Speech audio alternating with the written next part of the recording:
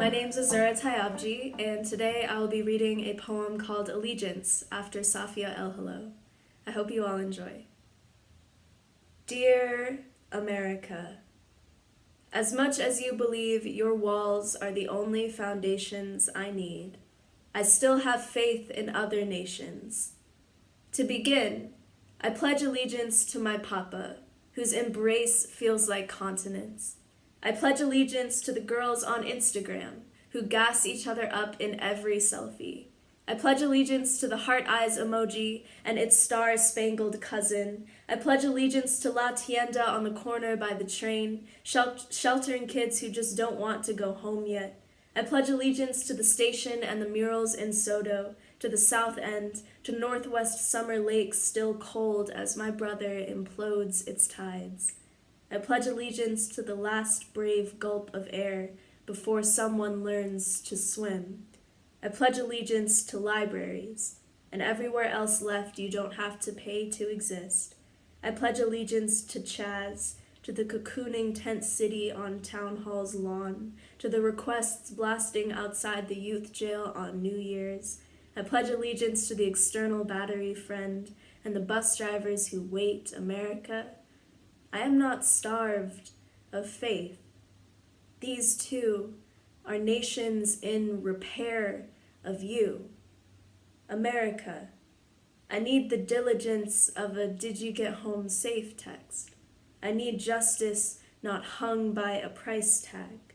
I need patriotism that's more than a stiletto on someone else's pulse.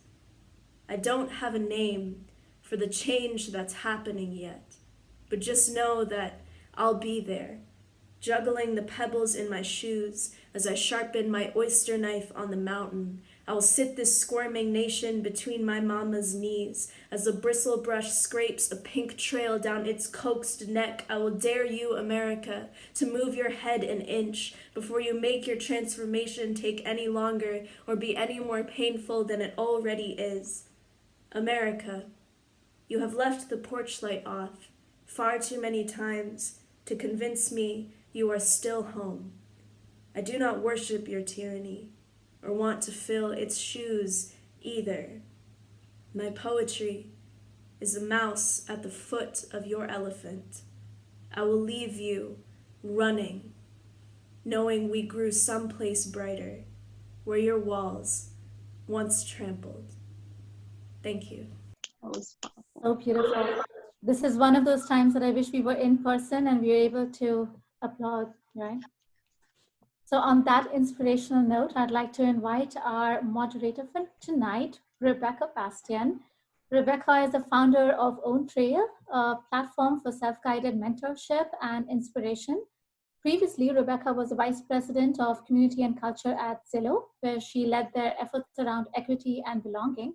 She has volunteered with the United Way of King County over the years, where she has worked closely on our fighting homelessness programs, and we are thrilled to have her here tonight. So with that, welcome, Rebecca. Thank you so much for having me. I am really excited about this particular panel because the topic is one that I'm just so passionate about, and that I think there's just so much potential for all of us as a community to be involved in. As you mentioned, I spent a long time at Zillow. I was there for 15 years. I actually just left Zillow to start Own Trail. But while there, I spent a lot of time thinking about homelessness because Zillow is in the housing space, and we had a huge opportunity to leverage our product and business in that sense. And got involved with United Way and a lot of other really great organizations that way. I had a book come out in February, Blaze Your Own Trail, and actually got to speak at the Gates Foundation as part of that launch. So another really cool tie-in there.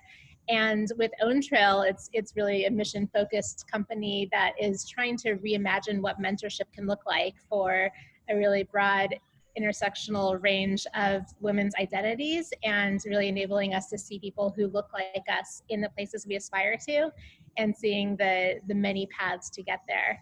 And Sage, actually one of the panelists here, is one of our advisors. So if not everyone here knew that Seattle's a small town, I can make a lot of connections that prove it.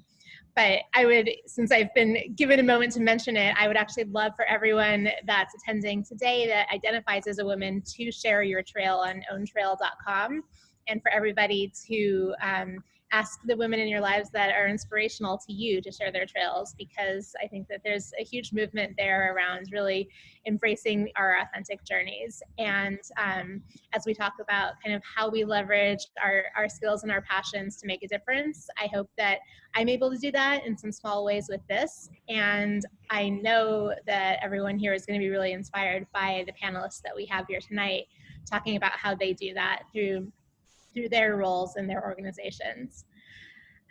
So with that, I want to give a chance for each one of our panelists to introduce yourselves and to hopefully open it up with a question that you can kind of start off with as well.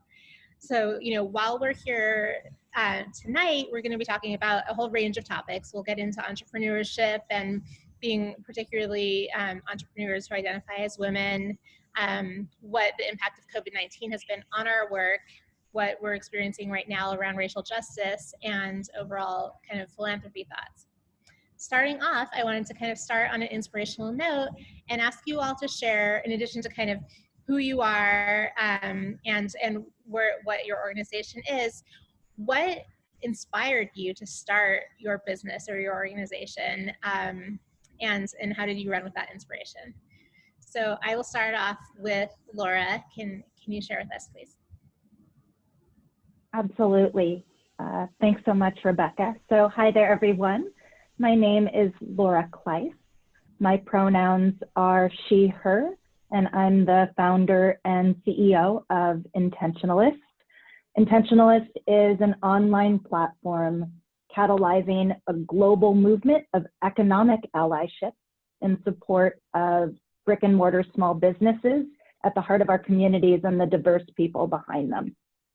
And the short answer to the question of what inspired me to start Intentionalist really comes down to the fact that it appeared to be an impact opportunity too big to ignore.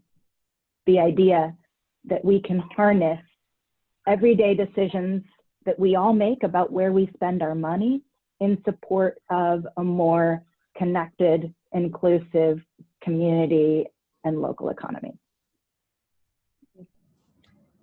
Thank you. And I'm personally a huge fan of Intentionalist. I think it's meeting a need that is so important, and you're just a living example of it. So thank you.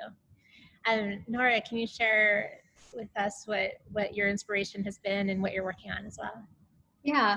Hello, everybody. Salam. I'm grateful to be here and sharing the space with all of you virtually. My name is Noura. I'm the founder at African Women Business Alliance. We're a small grassroots organization focusing on closing both gender and racial gap in business development for African/Black women diaspora. We are disaggregated, data-focused, strength-based, and not deficit-based, and it's been just 3 years old. I apologize, but also not apologizing. We purposely took our website down because we are revamping, and then COVID-19 happened, so we're in a big pivoting model right now. And so what started this journey for me, honestly, I am a product of colonization. My story did not start with colonization. My people's story did not start with colonization. I hail from northern part of Somalia, the declared state country called Somaliland. I grew up in Tanzania and I lived in California prior to moving to Washington.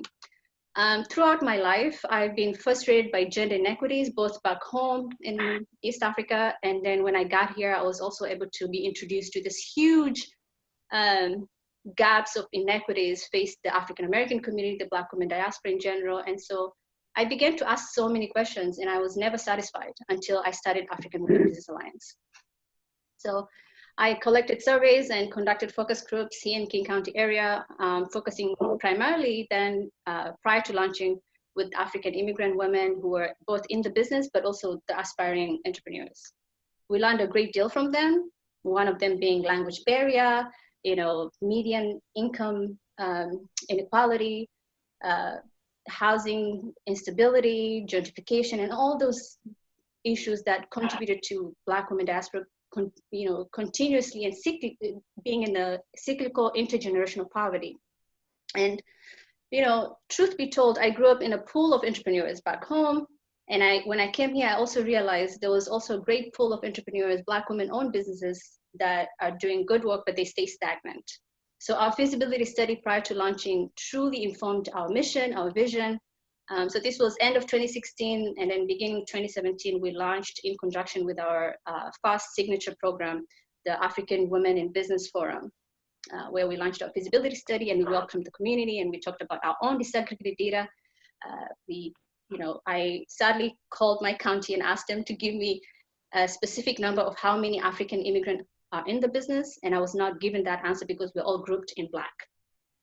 So that was a huge push for me, and asking myself, well, what am I doing with my information? What am I doing with my own experience as an African immigrant woman, as a Black diaspora who find herself in this beautiful town, but also, truth be told, lacks a lot in terms of inequality or in racial equity and gender equity.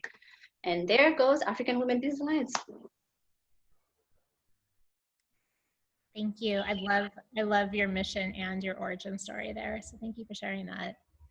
And then Sage, please share with us about your inspiration and what you're building with Future for Us. Awesome. Well, aloha, everybody. My name is Sage Kilohilani Kiamno. I am the co-founder of Future for Us. My pronouns is she, her. And yeah, just really honored and humbled to be a part of this Power Pack panel of entrepreneurs that I actually very much am inspired by. So Future for Us is a community platform dedicated to advancing women of color at work through community, culture, and career development. So what that essentially means is that we are a community of over 10,000 women of color professionals across the US, mainly in the Puget Sound area. But now we've been able, since we pivoted to digital programming, now our community is everywhere to the East Coast. So 10,000 women of color professionals and our allies dedicated to advancing women of color at work. And just to do a temperature check, who's an entrepreneur? If you are an entrepreneur in the Zoom chat, put a 1 into the Zoom chat feature. There's a chat box at the bottom of your navigation. If you're an entrepreneur, a social impact entrepreneur, please put a 1. If you are in nonprofit, press a 2. I would love to see who's an entrepreneur or social impact. Okay, awesome, cool. Sweet. See, we see a lot of nonprofit, entrepreneur, social impact entrepreneurs together. Incredible. And thank you so much for joining us. I'm sure you're here to get some nuggets, some gems, and some stories from our inspiration. The reason why I started Future for Us is because I, as a young woman of color, being a professional in Seattle, everywhere from tech to nonprofits to startups, it's a very toxic work environment that doesn't support women of color thriving and advancing. Women of color only make 3% of C-suite levels in Fortune 500 companies, but also corporate boards. 3%. That is unacceptable. That is completely unacceptable. And I knew, because women of color, according to the McKinsey and Lean-In report, women in the workplace report, you guys need to read it. Women of color face social and sector-based isolation, and in Seattle in particularly, that is evident. I didn't see a community that looked like me. I went to events that didn't look like me, who showcased women of color who looked like me. And so we decided to create this company, my co-founder, Aparna Ray, and I. So we launched this a year and a half ago. We've grown this to 10,000 women of color across the US again. And we are an experience-based company. So last year we hosted 2 major conferences, classes and workshops focused on career development, and went on a 7-city roadshow tour in partnership with the Riveter, Amy Nelson, who is a big advocate for women at work, but also moms at work, and entrepreneurs in general. So we've been working really hard to really create awareness about, what are the specific challenges and barriers women of color face. And as you can see, I'm really passionate about it because I'm a woman of color, and we deserve better. And the Black Lives Matter movement really, really is starting these conversations again about what does it mean to really create racial equity within companies, especially when it means championing for Black women and Black female employees. So here we are. Thank you, Sage. And for anyone that hasn't attended a Future for Us event, they're just the best energy. I highly recommend it, and extremely informative as well. So I'm going to ask some questions, kind of bounce around between some of the panelists, but I'm also going to leave time at the end for attendee questions. So feel free to add any questions to the chat as we're going, and I will circle back to those. So Sage and Nora, I'm going to ask you both this one. So you both are entrepreneurs in your own right. You are women, you're women of color. And you also support a whole lot of women that are entrepreneurs and that are building their businesses. And we know that that women of color, women in general, Black women, all face barriers where they're oftentimes underestimated, underfunded, undersupported in these entrepreneurial journeys. So what has your experience been both in your own journey in terms of, you know, finding that funding and support and finding the people that believe in you, and how can we help facilitate that for the women that you're supporting as well? Nora, I'll bounce back to you first for that one. Yes, thank you so much. That is a very important and critical question, not just because of the times we're in, but it's been a topic of, you know, a frustration of mine since I was a child. So one thing I'll say is, and this is something that I both learned to embrace, but also being frustrated by it. And that is, I'm an African immigrant woman. And I'm a mother as well. I got married young. I became a mom young, happily divorced right now. But I faced a lot of systemic racism, but also gender inequities within both my culture, but also and outside of my culture. That means that it's pretty hard for me to be taken seriously as a woman of color. And I want to be very careful in saying a woman of color, because I became a woman of color in this country. I was not a woman of color back home 16 years ago today. And so even though I embrace this woman of color identity, I still question that, because I am beyond a woman of color. I am my identity, I am my roots, my language, and who I am prior to coming to the United States and being an immigrant. But I also had to learn to embrace that, and also taking the time to just sit with myself and hone into my own strength and divine feminine power as an African woman, as who I am. And I was able to find a lot of tremendous amount of strength that actually led me to connect with my own community and my sisters in the membership that we're growing right now, and the women that we're serving. And so that lens that connected to my own power as a woman had led me to create this curriculum from scratch that is holistic approach to business development. And we do holistic approach in strength-based rather than deficit-based, because I understand African immigrant women and Black women diaspora from my own lens and my own experience, both as a colonized subject, as an immigrant, and as a mother. We face tremendous amount of challenges systemically, but I also tried my level best to encourage our members and my community at large to not be stuck by that, because it totally leaves you numb, right? Like, I don't want to be numb by that. I don't want to be constantly talking about my barriers and struggles and whatnot, because we're beyond that. And that is one thing that is very unique about African Women Business Alliance is we are unapologetically African/Black women for by Black women diaspora, because we realize our needs and we want to embrace those needs ourselves instead of begging and being treated from a very top down. So that's a bottom up approach we're utilizing, and we're everything about us is African. It's very bottom up. And the reason I say that is because it's very hard to be taken seriously. It's very hard to attract funders. It's very hard to, there's a reason why only 2%, I think this number has changed. There's a reason why though only 2% of venture capital funding goes to women in general, and only 0.2% of that goes to Black women. Yet Black women are the largest growing pool of entrepreneurs in this country. And they're the largest growing pool in Africa in general. And so one of the strengths that I was able to connect as an immigrant is because I grew up in the motherland, and I was able to see a tremendous amount of strength within the African women there running businesses, because they were not able to rely on the government based on the colonial legacies, right? And then I come here and I see the same amount of inequities faced by Black women, because they cannot truly be taken seriously or respected, rather, based on the social discourse and the social prejudices on Black women. So, and what's the solution for that? They come up with their own solutions. They start businesses. Oftentimes they're, like Sage beautifully and powerfully shared, this tremendous amount of inequities faced by women of color. And one of those is Black women at work face tremendous amount of prejudices, right? And oftentimes she's seen as threatening and intimidating, so she cannot raise her voice. She cannot be fully embraced based on who she is because of her color and who she, so all these layers upon layers, the multitude and multifaceted of inequities, tremendous, they affect Black women differently. And we are trying our level best to utilize entrepreneurship as a model to help our communities out of poverty by unapologetically centering the African Black women diaspora.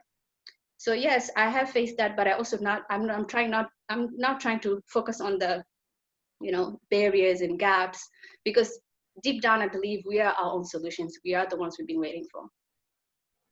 I love that. Thank you for saying that. And thank you for naming the fact that you're a woman of color when that's an outlier, right? But when you center that, then you are a powerful human that is, lifting up and being lifted up by those that you're centered with. And I think that that's huge value. I know that's a lot of what Sage you're creating as well. So I'd love to hear your thoughts on that too. Yeah, funding is a huge challenge. I'm a 28-year-old Native Hawaiian founder who never went to Harvard Business School. I do not have an MBA. I don't have the traditional background, right? I don't have 15 years at Zillow. You know what I mean? But I knew there was a problem. Funding still sucks for me, and I do. So, we're over here female founders just talking about how hard it is. Yeah, at the end of the day, right, I think as women of color, as an Indigenous woman, it's you're at 12 years old, you're already trying to prove your worth, right? And I think my idea of, what is the problem? How do I create a solution? And then how do I make people care, right? How do I make people give a shit, to be quite honest, right? And I think what a lot of the times what my strategy was is do my research, right? How do I get into the most influential rooms as possible? How do I go to every single panel that talked about, things that I have knowledge gaps on? Who are the people, who are the players in the city that I'm trying to create influence with? Who are the funders, investors, and what did that process look like? I also really try to figure out, what organizations out there who are supporting female entrepreneurs. So F-Bomb Breakfast Club, led by Megan McNally in Seattle. I highly recommend people, if you're a female entrepreneur, highly recommend looking up female F-Bomb Breakfast Club. They have been truly tremendous and influential in my own journey. I was just a kid sneaking into their meetings as a non-entrepreneur, which is shouldn't do that. But I used to sneak into their meetings, and I would watch 100 women at 5 o'clock at 7 a.m. in the morning in Seattle, in freezing wet Seattle at 7 a.m. And they would be pitching. They would pitch their business, whether it's a VC scalable startup or if it's a small mom and pop shop idea that they were trying to have. And to see women just pitch their ideas with no judgment, with incredible amount of support in person, was truly transformative in my eyes. Imagine, the great Nina Simone said, imagine if you, what she was asked, what does freedom mean to her? And she said, no fear. Exactly. Imagine if we had half of that of our life. Imagine what we could do and what we could create and what kind of solutions we would have. And that's when I kind of operate every day. That's my inspiration, is imagine if I didn't have fear, what conversation, would I email a big investor in Silicon Valley? Would I ask somebody like Arlen Hamilton to be an investor of mine or to speak at a conference that we were hosting? Would I, it's one of those things that kind of drives me forward. And Arlen Hamilton, the CEO and founding partner of Backstage Capital, she's one of the most influential investors in Silicon Valley. She just has a book called It's About Damn Time. Her biggest quote too is, how do you become a key maker, not a gatekeeper? And that's another big inspiration between what is happening here and in terms of the investing world. So, like Nora said, is that I don't really get down on the stats and the numbers. Is that how can I focus on how good can I get, right? How can I gather so much knowledge, so much influence, and how can I actually be of value to the consumer or to the community that I'm trying to serve? And just really focus that on the first year. That's what we were trying to do. We threw spaghetti on the wall and see what sticks. and we're figuring out like what content matters, what are they looking for. And I think that's really what entrepreneurs need to focus on in the first couple of years, is that, you know, how can you create value for the community you're trying to serve, and how can we thinking about intersectionally, and that's what our big focus. You know, women of color is such a general, you know, a general pool, right? And that has its own issues in itself, but intersectionality. And I think what Future for Us, what makes us different is that we put data and storytelling together to make a really powerful narrative and a powerful business case for businesses to create racial equity. And so that's where I see things. And we're not like I'm not in a male dominated industry. I think a lot of people in here could understand that, like, what's currently happening in this feminist capitalist industry, right? Like gender equity, like girl boss, right? Sophia Amoruso just left. The editor of Refining 29 left.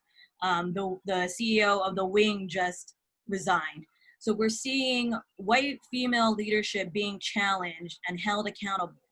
And now we're having these discussions for racial equity and what does it mean to have a social impact business, but not be so, but do it with equity, right, in mind, and not using capitalism as a way to sell equity. And so, yeah, there's a lot of things I could talk about. Sorry, I'm ranting. But anyways, that's kind of what I hope those are some good nuggets for the entrepreneurs in the group, is like research, you know, go to every single panel discussion, get those nuggets, you know, get into the rooms of people who are speaking, but also research like the accelerator programs, grant funds, and like leadership incubators that are out there. You know, the reason why I won 3 grants in 30 days after COVID-19 is because I'm a part of a leadership incubator that really supported me. And also being like truly you know, Laura is an expert storyteller. Like, how do you really nail your story? You know, being a very impactful storyteller is what's really going to get you over the hump of this funding conundrum, right? Like, it's like, how do you sell your story? What is that authentic story? And what is the impact you're trying to have? Right. Thank you, Sage. So many good nuggets there. I think you are the epitome of somebody that moves past fear into action to me. So I love that you said that. I would put a plug in. Sage actually just had an article come out this week in Fast Company about performative allyship and kind of digging more into that kind of white feminism thing. So if someone's able to post that in the comments and look it up, or find that, it's a really good article. You mentioned the kind of the racial justice movement that has been increasing more recently, thank goodness, both nationally and locally. So this is a question I wanted to ask both Laura and Nora about. The work that you're doing is already completely focused on racial justice and combating systemic racism, and you know, the extensions of that. So as this is becoming more relevant and there's more focus on it, have you done anything to either shift your strategy or your storytelling, or how are you kind of harnessing this recent attention? I'll go to you first for that one, Laura. Absolutely. So I think that the first thing that it's easy to get caught up in, right, is how overwhelming this awakening that is sweeping over America and beyond seems to be. It's easy to get caught up in, well, you know, why have we been sleeping for so long? And that's its own conversation for another day. But in the space of crisis and the way that crisis is revealing, the way that crisis reminds us what's at stake, what really matters, what our priorities ought to be, all of the shoulds. It's been incredibly heartening from an intentionalist perspective to see people remember the connection between the money that we spend, right, and the quality and health of our communities. And looking at racial justice, I think that what we're seeing is a deeper level of personal responsibility, right? And when it comes to not just what are my values or what are my intentions, but how can I then educate myself more deeply on areas where I experience privilege? How can I then take action in alignment with those values? That's what has been at the heart of Intentionalists from the very beginning, right? This idea that what the world needs more of, right, aren't transactional models of spending, but relational models, opportunities to connect with people and stories in a way that helps to bridge community. In a way that helps to bridge differences and build community. And what we've seen is, in the midst of asking ourselves, what more can we do? We're recognizing that one way to shift power, right, is to shift resources. You move money to move power. And so in that regard, Intentionalist makes it easy for us to discover, learn about, support, show up for, and spend our money like it matters, because diverse-owned small businesses are the backbone of our economy. They're at the heart of our communities, and they need our support. I love that. Thank you. Thank you. And the work you're doing it's working. So I love that. Nora, I wanted to ask you about kind of how you've harnessed or reacted to a lot of the recent awareness building. Yeah, so being a Black woman, being an immigrant, being an African, this is not a new thing to me. I know a lot of people are waking up to this reality today, but it's been a struggle for us for decades. So I'm not being reintroduced to the spectrum of how we do things differently, but rather, right before COVID-19 happened, I was focusing on revamping our model, meaning, because I faced a lot of hardship trying to be more sufficient within the organization as a nonprofit, and being, I'm still a one-woman running organization. So we don't really have the capacity.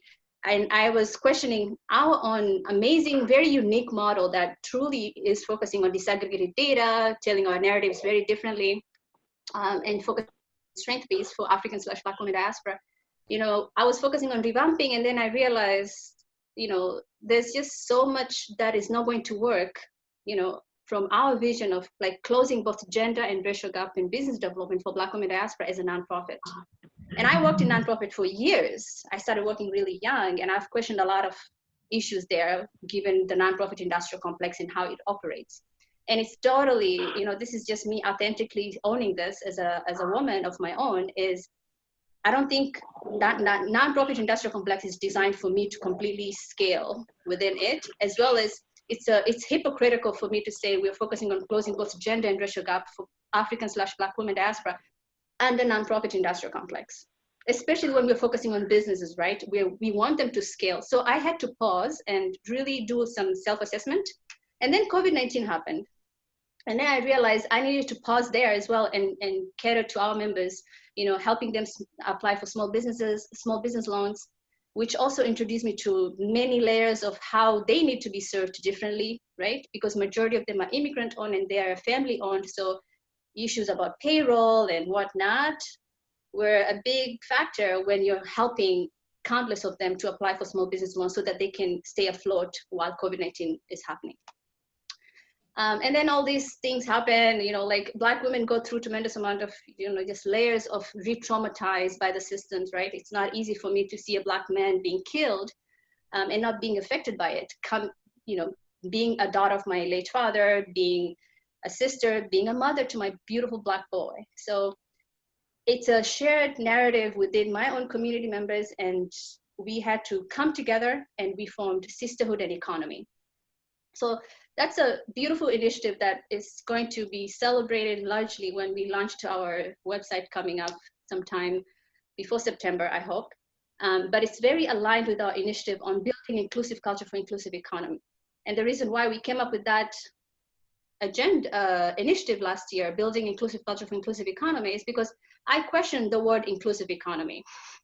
As hard as, I mean, as beautiful as it is, you know, we're not in a society that is inclusive. We're not in a society that has systems that are inclusive. So it's again, it's hypocritical for us to say we are going to, quote unquote, close both gender and racial gap by, you know, building something with inclusive economy, because we don't have inclusive economy.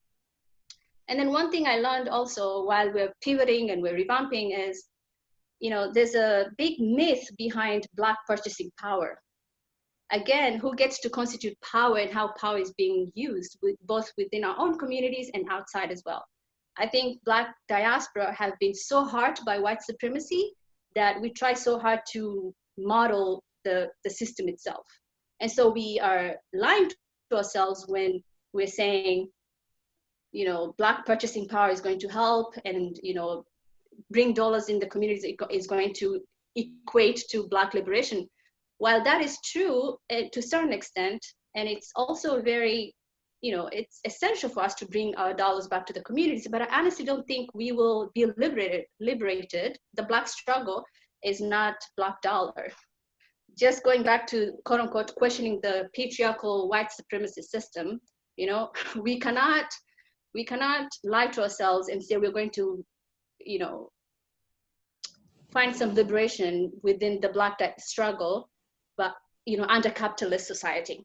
And that is all about consumerism, you know, buy this, buy that, you know. So we are questioning everything, and I hope, you know, COVID-19 happens so all of us can pause and understand who we are, what our values are, and how we can show up, how we can better show up collectively. Because my idea, honestly, is not just for African/Black women to do better economically and to better help them unleash their fullest potential in economy via entrepreneurship. You know, beneath that is, I truly believe when the African/Black women diaspora is given the right tools and opportunities to truly hone into her creative power, it's for a greater whole. It's for a collective society at large. It's not just for her community. It's not just for her immediate family. It's truly for the greater whole, our collective liberation around the world. And so we cannot do that with the systems that are so vague. Or that's where I'm at right now. I'm trying my level best to just take good care of our beautiful, authentic, and very unapologetic Black model, focusing on women, focusing on Black women. Sisterhood and economy, and building culture for inclusive economy that is going to really invite all the stakeholders on the table, you know, talking about local leadership from a political lens, our finance sector. We just produced this report with UW School of Public Policy, understanding all Black women diaspora, not just African immigrant women. And we learned a great deal there. We also produced a beautiful documentary, a short film rather, it's going to come out sometime soon, that featured Laura as well. So we're really trying to bring people together, but it's been difficult for us to deal with everything going on, coming from the lens that we come from as African Black women. Beautiful, yeah. I really love the thought process of what does it mean, or does it even make sense to focus on inclusion when you're talking about being included in a white supremacist system, right? Yes. So I think that's really profound. I can't wait to see your video and your report and your new site. I hope you'll share that and let us help amplify it once that's out, because it sounds really powerful. Thank you. So you touched on, you know, there's kind of two completely historic things going on at once right now. And one is the kind of awakening to what has always been around racism and racial violence in the US that is, you know, is suddenly being paid attention to. But then there's also obviously a pandemic impacting us. And I think for everybody, and in a special way for entrepreneurs, there's been some really interesting kind of exercises around that. So I know, Sage, a lot of what you were doing focused on in-person events, and Laura focused on brick and mortar businesses. So I'd love to hear from both of you about kind of the pivots or modifications and what you've learned from them as you've been navigating that. So Sage, I'll go back to you first. Awesome. Yeah, I mean, COVID-19 hit, and I think a lot of women of color, small business owners was just in a shock. I mean, I see some of my fellow Vital Voices fellows in here, and yeah, it really struck hard. We were supposed to speak at South by Southwest. we had $50,000 in sunk costs.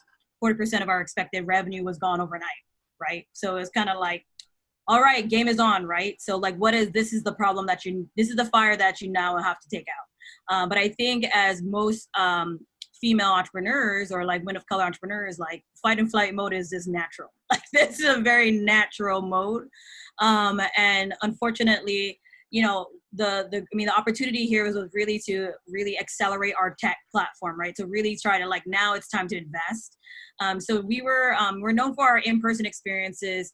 Now we've launched, we're fully launched in redeveloping our website that will have job listings, but also our webinars. So we launched a free digital webinar series, weekly webinar series, because we already knew that women of color were going to be the most impacted by COVID-19, whether it's losing their jobs, being furloughed, laid off, or not getting access to community. I mean, as soon as COVID-19 hit, everybody was craving community. And it was obviously it was overwhelming, but at that point we were on the track of dissolving in the next month or so. But I told my story, like the SBA loans were coming out and it was clumsily like being presented by the government, and traditionally I don't have, like other entrepreneurs, I don't have relationships with the banks. I don't have an uncle who has 50K who can just write me a check. So it was really on my own end of like, okay, so how can I get this loan? Where are grant monies? Where are other parts of money that I can ask for? And that's kind of how I structured things out. Seeing that I was frustrated with the system, as all of us were. I was very vocal and visible and recorded my journey. So I wrote a Medium blog about why women of color entrepreneurs already are at the back. Like Nora mentioned it, Black female entrepreneurs are only able to raise 0.0000 like 2 or 6% of VC funding. Like it's virtually nothing. And on average, $36,000. Our crowdfunding campaign only raised $36,000. I mean, it's a good chunk of money, but in reality of things, that's nothing. And so the funding challenges that COVID-19 really put us in made me become more vocal about my vulnerability. I think all of us as entrepreneurs in this room, there's a mix of posturing, right? There's a mix of like, oh, I know what I'm doing. There's a mix of like, you have to have it all together so you can attract the right people in your camp. But the reality is that we have no idea what we're doing and we're just going it as we go. And I became more vulnerable in it. And through my Medium blog post, I attracted a London-based media company called POC in Tech. They launched it.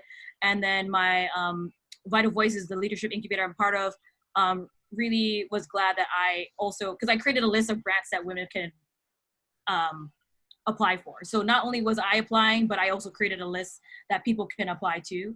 And so that's kind of how I pivoted, is that number one, like check my burn rate, right? Like really cut down everything that I need to have, cut your burn rate, look for funding, and also ask what our community needed, right? I knew that women of color are going to be the most impacted in terms of jobs. So really collecting all of the job opportunities through our sponsors and still putting on our virtual assembly. So our virtual conference hosted over 600 women of color together for a full day conference for 6 hours straight. Like we are a new brand. We're not Girl Boss, right? Like we're not like a 7-year company. But it was a tremendous feat in terms of like, wow, in the middle of a pandemic, we were able to galvanize 600 women of color across the world. And they stayed on for 6 hours. Like even staying on a meeting for 30 minutes can be a little draining, right? So it was wonderful to see that. Yep. So we secured funding. We've pivoted to online digital offerings, and now I have money to really invest into our tech products. So that's kind of what we're doing. And I'm taking July off because it's been 3 months, guys. It's been a lot. So I'm taking 3 months and I'm rebranding, restructuring, and really thinking about a racial equity lens, because as a non-Black woman of color, what does it mean to really show up for our Black female professionals as part of our community? And how do we make sure that equity is at every level of our company? Everything from pay to like paying, we've already paid our speakers, but like, how do we make sure that we pay our speakers, all that stuff. So that's kind of how we pivoted, and how the Black Lives Matter movement has been transformative in this kind of revolutionary moment in history, right? Like this movement is going to transform every institution in the world. And it's our time as entrepreneurs to lead in that. And leading means like looking internally into our brand and how we do business and how we impact their community. Yeah, I love that. And the virtual assembly was phenomenal. So you definely pulled that one off. It was an amazing event. One woman show here. You know, you're still recovering. So I'm going to go to Laura, but I just want to let everyone know that after Laura's answer, I'll be opening it up to some questions. So think about what you want to be asking these amazing women. And Laura, can you share a little bit about kind of how you pivoted your support for brick and mortar businesses during the pandemic? Absolutely. So the first thing that I want to do is acknowledge appreciation for the tremendous example and leadership provided by women and women of color owned brick and mortar small businesses. And I'm thinking specifically about independent restaurants and their owners. So Melissa Miranda of Musang, Christy Brown of That Brown Girl Cooks. I'm thinking of Linda DeLello Morton and Tamara Murphy of Terra Pilata and the Food is Love Project. So what we have to appreciate is that at a moment of unprecedented crisis and hardship, these business owners ask themselves, not how do I save me and mine, but what does my community need? How can I serve my community? And they pivoted their businesses to community kitchens and to providing food for those most in need, without any real sense of what that might mean for their own individual survival. And I think that in that respect, crisis is a call to action and an opportunity for us to think a little more selflessly. From an intentionalist point of view, we have a tendency to look at where there are gaps, right? And the initial gap that we identified, right, that launched Intentionalist was the gap between brick and mortar small businesses owned by folks from diverse communities and the growing number of consumers who care, who were having a difficult time finding any information beyond, what was for sale. During the pandemic, one of the things we noticed was that there are a variety of businesses that either weren't able to operate, whose revenue had fallen off a cliff, and there was a call to action around gift cards and gift certificates. Well, as we dug into that a little bit more, we bumped into folks like Van Newen, the owner of Nightlight Nail Salon in Wallingford. Van hadn't been able to operate her business as a non-essential business. As a result, she had no revenue coming in and bills piling up. Now, she had paper gift certificates, but she had no online storefront through which to sell them. So we stood up an online gift certificate marketplace so that brick and mortar small businesses owned by, in many instances, immigrants and people of color who had physical gift cards but no online storefront would have access to revenue. And what was really heartening was the way that the way that community showed up to help folks make rent, to help folks best try to survive the crisis. And I guess what I'll end with is there's been a couple of call outs about, the inequitable state of investment and capital when it comes to women of color entrepreneurs and business owners. What I would invite all of us to remember, though, is that we might not be venture capitalists, but as consumers, the everyday decisions that we make about where we spend our money truly make a difference when it comes to which businesses thrive and which have a much more difficult time navigating the challenges of the current context. So please spend like it matters. I also want to give a shout out to my background. This is Cortona Cafe in the Central District. It is a Black queer woman-owned coffee shop. I highly recommend not only the coffee, but also the waffles. It's owned by Ice-Dean, and she's fabulous. But remember that we have an opportunity every day to show up for people and communities that matter through the everyday decisions about where we eat, drink, and shop. Thank you. I definitely love the phrase "spend like it matters." I think it's very meaningful. I've been wearing my new "Spend Like It Matters" Pride shirt that I got from you. So thank you for that. Does anybody have any questions that they'd like to ask any of these incredible women? There's one comment here. I was so excited to see the gift certificate program that the Intentionalists offered. I was too. Bought one for myself. For Laura, are people still engaging with that, and have other cities replicated it through your site? And what's next for that? So I appreciate that question. I think that one of the things that's been exciting is that in addition to individuals making purchases through the gift certificate marketplace, we've actually been starting to work more with companies who, in lieu or as a complement to kind of the usual go-to of Starbucks and Amazon gift certificates and gift cards, have instead been rewarding and recognizing their employees and clients with intentionalist gift certificates and gift cards, which has been really cool to see, because as much as intentionalist is about shifting consumer culture, we also believe that companies have a huge role to play.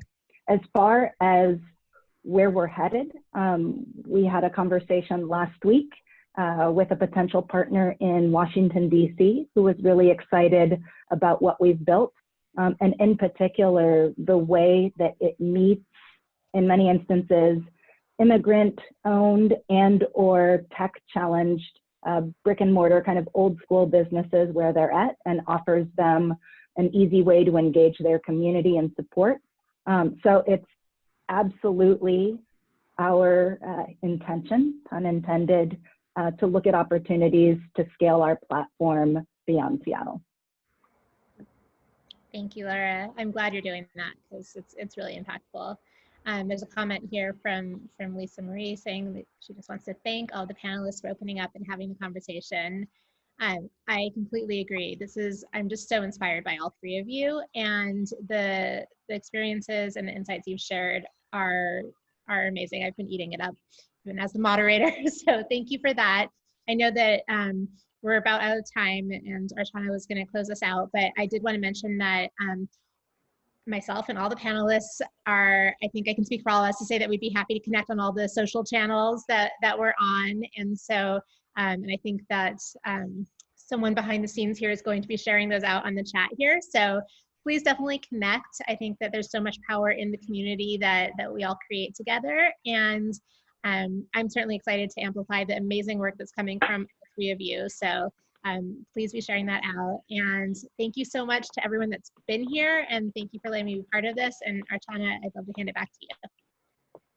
Thank you. Thank you to all the amazing, amazing panelists, the speakers, moderator, for inspiring us tonight. I have this huge book of notes, so I'm looking at going back to it.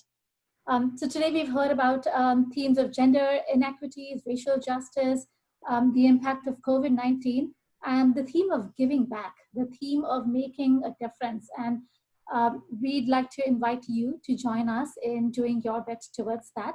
So we talked about Emerging Leader 365 and Changemaker donors who are already supporting community impact. And we have a slide up here where we have a couple of giveaways for anyone who's joining us in creating the equity that was talked about tonight. So you can join us as an Emerging Leader 365 with a $30 a month donation. You can join us as a Changemaker donor at $100 a month. And we have giveaways. So you can either get a gift card, a $30 gift card for a Black-owned restaurant, June Baby or To Go Coffee, or get a signed copy for one of these amazing books written by local authors on entrepreneurship, including Rebecca's Blaze Your Own Trail, which I have. So with that said, you can make your gifts on the links on the screen or in the chat box. And we're posting links to the speakers so you can connect with them directly as well. So with that, thank you so much for joining us tonight. And please take this quick event poll before you leave and have a wonderful evening.